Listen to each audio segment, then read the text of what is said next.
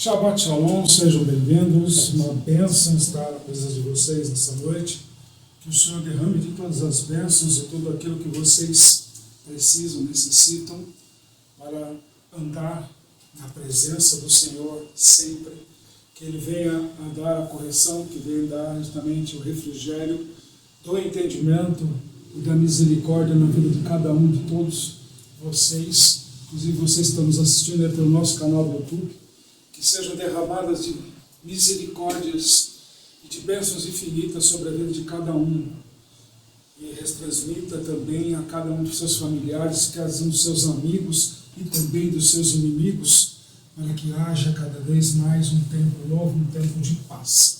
Amém, pessoal?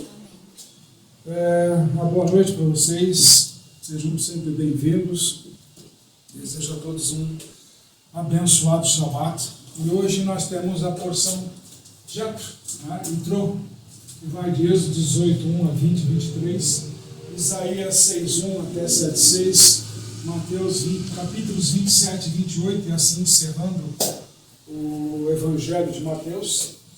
E Rafa falou com Marcos, capítulo 12, versículos de 28 a 34. E hoje, dia 14 do 2 de 25. Chegamos ao meio já do segundo mês deste ano, está passando realmente rápido, as coisas estão aceleradas. Deus já falou que ia ser realmente um ano profético, um ano realmente de dificuldades. Por isso que a porção de hoje ela é profética, ela vem realmente a mostrar para nós o quanto da profecia se cumpre. Justamente nos capítulos 27 e 28, todos estão, tanto no livro de Salmos, como nos livros dos profetas grandes, também Isaías, Jeremias e tudo mais, para justamente nos dar a direção de que o caminho a andar é o caminho na palavra de Deus.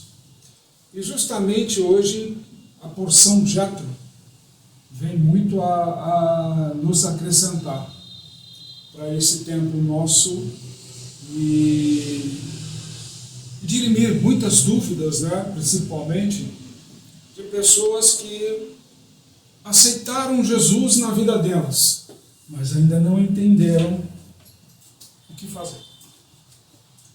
E Jetro vem justamente para isso. Mas como assim Jetro? Contando um pouco da história de Jetro, um sacerdote midianita, sogro de Moisés. Jetro é um dos nomes que ele utiliza na Bíblia, né? Tem outros nomes, como Peruel e outros mais. Ele era um sacerdote, então, adoradores de ídolos, né? De Midian, como todo midianita, né? E ali ele vem, sabendo, ao encontro de Moisés, trazendo a sua esposa, discípula, esses dois filhos, né? Para se encontrar com Moisés, já sabendo da saga que aconteceu, da saída do Egito, que aconteceu com o Egito, aconteceu com tudo. E ele tomou ciência de tudo isso e agora ele veio ao encontro de Moisés. Se vocês lembrarem pela história, lá no capítulo 18, capítulo 2, 2:15 mais ou menos, 10, 15 mais ou menos, quando Moisés sai do Egito, fugido do faraó, ele atravessa o deserto, chega em Midian, ele vai lá ajudar a sua futura esposa e as irmãs a tirar água para dar de alimento lá para os animais, né, da água para os animais, e nisso ela o apresenta ao seu pai, né, Jetro. E aí ele o acolhe como um filho em casa e depois desse relacionamento ele vem a se casar com a filha Zípora. Então aí Moisés foi ao encontro e agora nós temos a situação invertida. Jetro vindo ao encontro de Moisés. Isso tem tudo a ver com Cristo, que nós temos no dia de hoje e precisamos realmente nos debruçar sobre isso. Alguns falam que, mas como assim você vai falar de Jetro, é um sacerdote, adoradores de imagens, adoradores de ídolos, e, enfim, fazendo rituais, sacrifícios e tudo mais que o pessoal comenta por aí. Só que existe uma situação que é muito semelhante aos dias de hoje. Na que ponto? Como nós dissemos lá no capítulo 2 do livro de Êxodo, Jetro veio ao encontro Moisés veio ao encontro de Jetro, fugindo do Egito, onde ele tinha acabado de matar uma pessoa. E lá ele encontrou refúgio, encontrou as condições que necessitava para viver, constituir uma família, e houve o ser chamado de Deus nesse caminho. E aí ele fez toda aquela peleja no Egito, toda aquela situação, passou por todas aquelas situações, até seu próprio povo contra ele mesmo, para depois ser coroado com o êxito da travessia, da migração de todos os hebreus a caminho da terra prometida. Isso reverberou em toda a região, todo o planeta. Todo mundo ficou sabendo o que Deus fez ao Egito. E nisso vem nos trazer a seguinte situação. Jetro, quando vai se encontrar com Moisés, agora sim, capítulo 18, ele vai ao encontro de Moisés. Jetro não está trazendo somente a esposa e os filhos. Ele está trazendo a esperança dentro de si. Porque, afinal de contas, Moisés é o cara que ele acolheu em casa, o vestiu, limpou, lhe deu condições de sustento, lhe deu uma filha como esposa, lhe deu condições de gerar família e tudo mais. E agora, sendo conhecedor de tudo aquilo que Deus operou através de Moisés, temos que nos refletir da seguinte forma: você já aceitou Jesus na vida de vocês? Eu não estou falando tipo, não, eu sou evangélico, eu sou católico, eu sou espírita, eu não estou falando de religião, estou falando de religiosidade. Estou perguntando se você aceitou Jesus, ou se ainda você continua na mesma vida do antigo Jetro. Porque Jetro se adorava ídolos, adorava o mundo, adorava as coisas, aparecer, ser um homem de poder, porque sendo sacerdote, algumas traduções inclusive traz que ele era um sheik, né, lá da região, então, ou seja, uma pessoa importante, esse tipo de coisa. Ou você é capaz, hoje, de ser que nem Cristo, e de repente entra num lugar, provoca e sai em silêncio, ninguém percebe que você sai, sem precisar ser o ator principal ou a atriz principal do evento. Cristo vem nos trazendo muito de hoje a palavra transformação. Não tem nada a ver com a religiosidade. Porque a religiosidade só nos traz desvios, ela só nos engana. A pessoa, te rotula, digamos isso, eu sou daquilo, daquela situação, e te fazem viver como nos tempos antigos. Que você tem que comparecer à igreja, porque está escrito na palavra de Deus que todos se congregam lá no livro de Hebreus, todo vem à casa para se congregar, é bom e agradável, aquela coisa toda. Mas não é isso que o Senhor Jesus vem falando. Jesus mesmo, quando tinha que passar pelas provas, se isolava. Quem não lembra da tentação?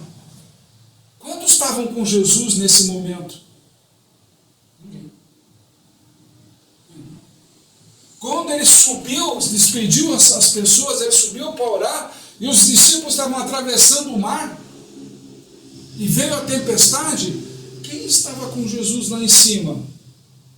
Ninguém. Quando ele começa a atravessar o mar, é um fantasma, as pessoas não reconhecem Jesus, os próprios discípulos. Ele tem que gritar, sou eu. E aqui justamente vem muitas das coisas, das perguntas que a gente faz.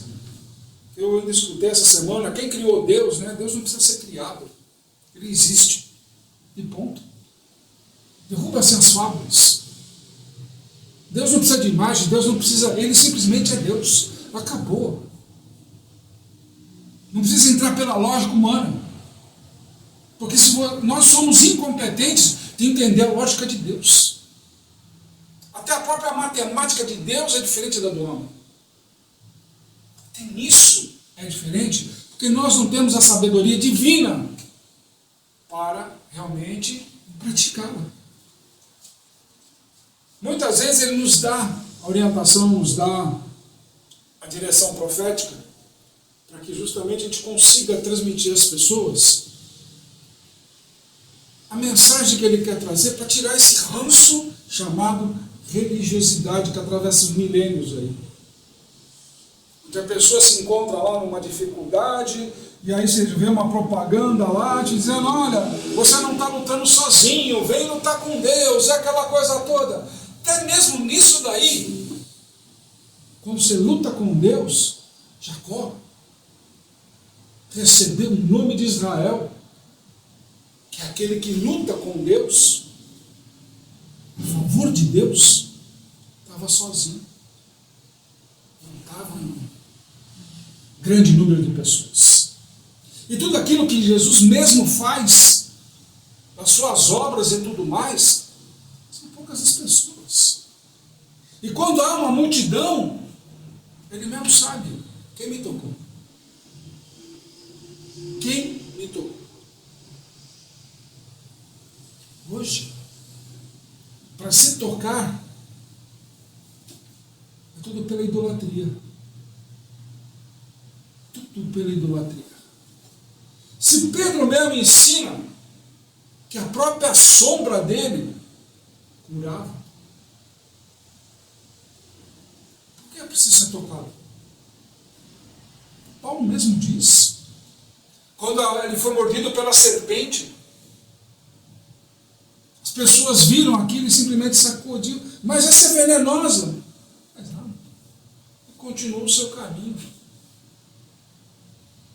Quantos realmente são servos de Deus que não precisam do luxo, não precisam do glamour, que não precisam se debruçar da obra de Deus, a obra de Deus, a obra de Deus.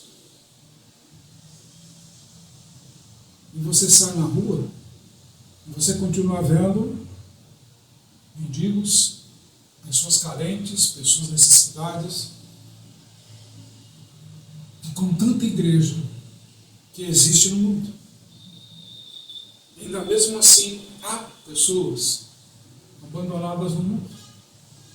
Então, quando a gente começa a olhar para Jetro, rico, porque se era um sacerdote de Midian, é rico, ele vem para Moisés e conhece o que Moisés está fazendo, conhece o poder de Deus na vida dele, vê como ele administra o acampamento e Moisés permite que, inclusive, ele dê uma sugestão: faça grupos, senão você não vai aguentar, Moisés. É humanamente impossível. Até nisso, um convertido cuida daquele que vai zelar pelo seu caminho. Ah, mas Jetro voltou para Midian, sim. Mas voltou levando a mensagem de Deus, do eu sou. E não se esqueça que nesse mesmo caminho que nós temos aqui, capítulo 20, o Decálogo, as conhecidas leis de Deus. E logo de cara, nós temos ali o mandamento, o primeiro mandamento, se vocês quiserem nos acompanhar aí, está escrito lá: eu sou o Senhor, seu Deus, que te tirei do Egito. O que é o Egito? Como nós já vimos aqui nas últimas semanas, nada mais é do que o teu próprio ego. Eu quero tirar você do teu ego, assim diz Deus. Da tua certeza, daquilo que, não, eu sigo aquela filosofia religiosa. Quem disse que ela vai te levar até Deus? Quem disse que é isso que tem que ser? Não, porque ali está a bênção. O que é bênção? Se você é incompetente para entender as próprias palavras de Deus. Não fareis nenhuma imagem, não adorareis outros deuses. É o que nós estamos fazendo hoje, se não idolatrar pessoas no altar. Imagens e tudo mais que as pessoas curtam por aí, fazem cultos e tudo mais, procissões carregando aquelas imagens, aquelas coisas todas, e a palavra de Deus é clara. Então nós temos que começar a pensar da seguinte forma: realmente seguimos a Cristo? Se Cristo veio honrar o nome do Pai, por acaso ele ia ser desobediente com ele, sabendo que existem normas, existe a diretriz dentro do reino, existe o credenciamento para se entrar lá dentro, se adentrar ao reino, e não é subindo pelas bordas, pulando o muro, nada disso, como um ladrão, mas sim no caminho que é ele. Porque afinal de contas, se você não é competente para ouvir a voz de Cristo, porque você não quer fazer parte do rebanho. Simples assim. E como é que faço parte do rebanho? Olha o decálogo. Mas não olhe no sentido da carne. Ah, não cobiçará a mulher do próximo. Não cobiça as coisas do teu próximo. Comece a entender. Porque se uma vez que você vive em irmandade, porque você vai cobiçar coisas do teu próximo. E seu pai e sua mãe?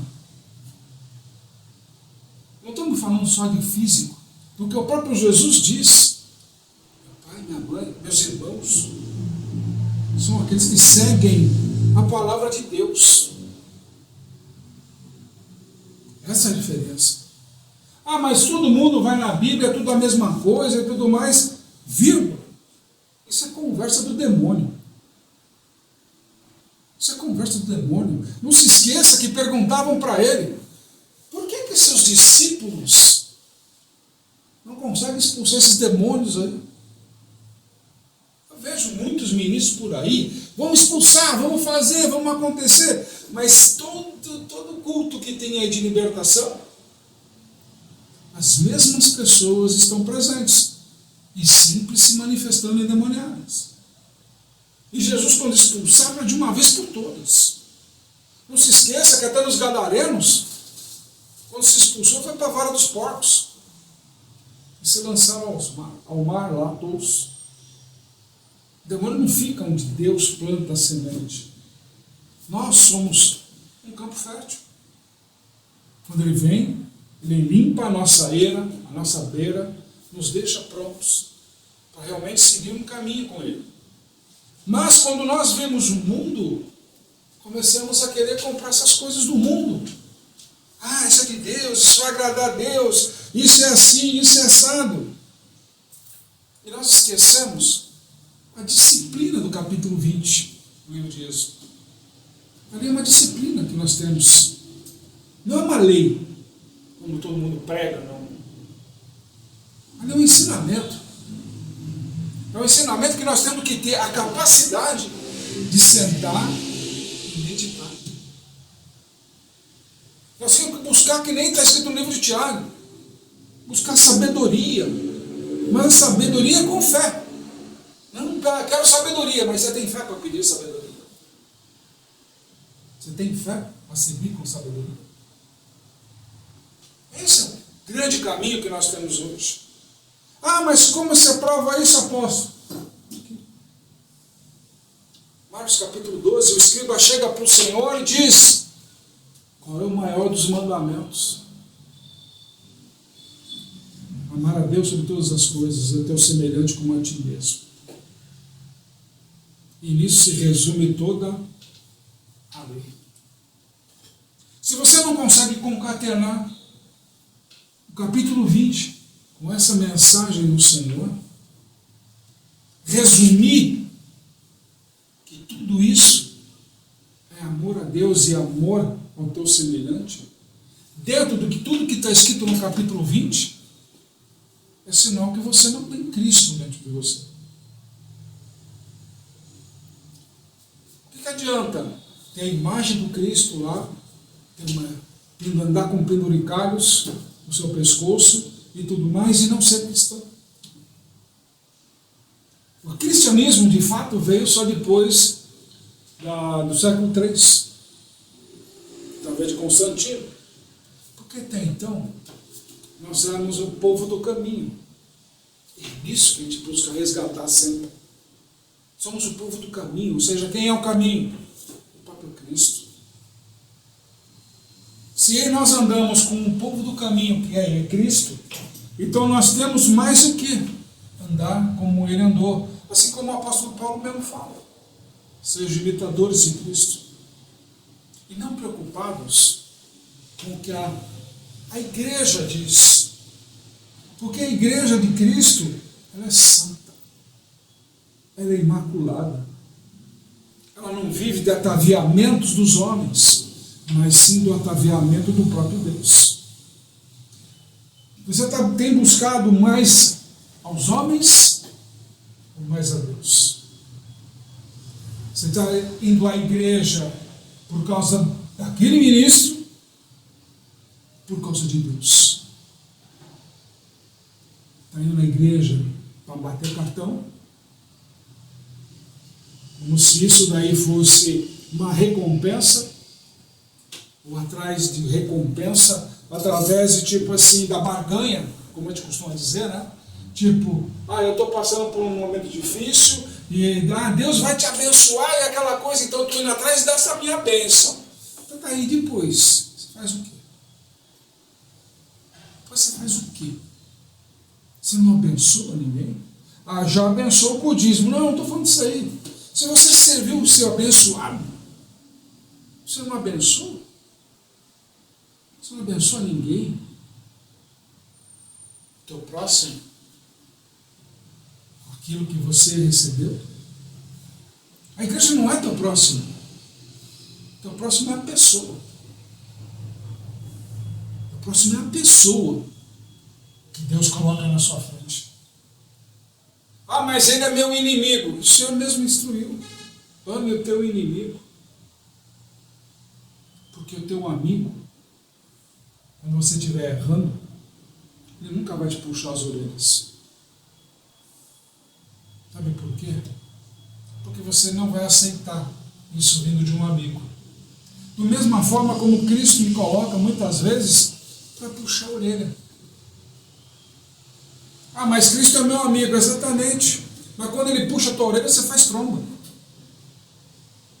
Você faz bico, faz birra, parece uma criança mimada. Porque Deus não fez aquilo que você queria. Então você vai para a igreja buscando o quê? Aquilo que te agrada.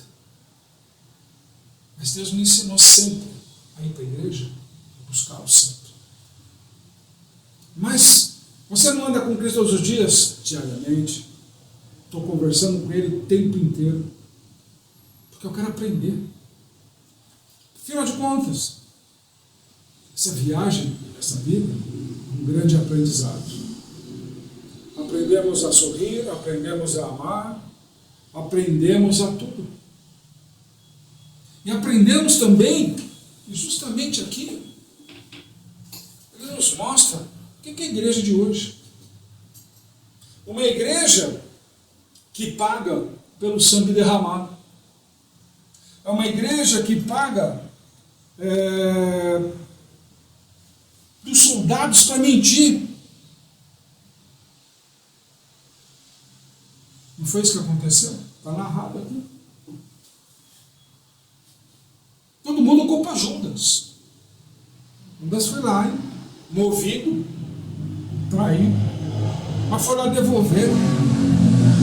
A igreja mesmo falou: não, queremos esse dinheiro, é dinheiro de sangue. Então, pega esse dinheiro aí, a gente vai comprar um campo do oleiro. para os estrangeiros serem enterrados lá. Nós somos estrangeiros nesse mundo. Olha a vergonha da igreja. Não, mas era o pessoal lá do Sinédrio do Judeu. Não, está falando de igreja. Nossa igreja de hoje. É igualzinho. Para olhar. Como eles agem, como nós agimos hoje como igreja. A boa maioria aí, de todas as religiões, todas as situações. Não, porque a igreja já está viada. Esse ataviado somos nós. A própria parábola das virgens já nos dá a direção. Quem eram as sábias? Tinha um azeite, ou seja, tinha uma palavra de Deus dentro de si, o entendimento do que significa o decálogo. Cada linha, cada palavra. Não ficavam se perturbando com as coisas. Ah, mas acabou o meu azeite, ou seja, acabou a palavra, então vai comprar de quem tem, para vender. Mas será que essa palavra vai te iluminar? O que aconteceu? Não te por isso. Essa palavra que você foi adquirir, não sei aonde, não ilumina. E muitas vezes não é o pregador que tem que ser lá, não, o pregador pega bem, aquela coisa toda. Não, é aquele que te diz a verdade na cara. Como o próprio Cristo fazia. O próprio nosso Senhor fazia isso direto. Ele não passava a mão. Ele estava. E várias vezes ele falava, eu sou. Mas quem tu és? Eu sou. Isso basta. O que basta na sua vida? O que realmente basta para que Cristo tome parte definitiva da sua vida? Você já aceitou Cristo de verdade hoje? Ah, não, eu fui batizado. Ah, para tomar Santa Ceia? O que adianta você tomar Santa Ceia se você está cheio de pecados? Continua errando, continua não andando em Cristo. O que você está fazendo? Sendo culpado de si mesmo. A própria palavra ensina isso. O apóstolo Paulo mesmo dá uma aula sobre isso. Não coma. Não coma. Não beba. Porque aquilo é comida verdadeira e bebida verdadeira. Como você tem se alimentado hoje em dia? O que realmente tem te feito transformar como Jetro, que voltou para Midian, para falar das maravilhas desse Deus? Qual é o seu testemunho de viver com Deus? Quantas pessoas realmente ouvem o que você tem para falar que Deus fez na sua vida? Quantas pessoas estão perdidas por aí e não ouvem da tua palavra, do teu próprio testemunho, porque você tem vergonha de falar do seu testemunho? Ah, o que vão pensar de mim, que eu estou falando de Cristo? Você tem vergonha de Cristo? Uma pergunta que o Evangelho inteiro faz. O Senhor mesmo responde. Aquele que tiver vergonha de mim, meu Pai também terá vergonha de ti. Que o Senhor te abençoe e te guarde. Que faça resplandecer o Senhor o seu rosto sobre ti e te agracie. Tenha o Senhor misericórdia de ti e ponha em ti a paz. Shabbat Shalom.